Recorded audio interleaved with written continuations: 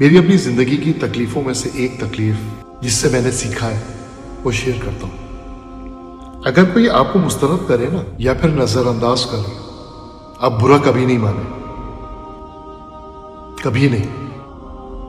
क्योंकि आम लोग आम तौर पर महंगे बंदे को नजरअंदाज कर देते हैं क्योंकि वो उनको बर्दाश्त नहीं कर सकते या उनकी इस्तिताअत नहीं होती कि उसको लेके संभाल सके।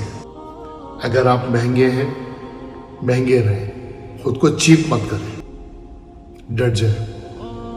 जो अल्लाह ने आपको बनाया है मुस्बत अंदाज में, दूसरे को लकीर बताने जताने के बजाय अपने ऊपर फोकस करें, अपने आप को संभालें, यहाँ के लिए भी और वहाँ के लिए भी, दोनों जहानों के लिए।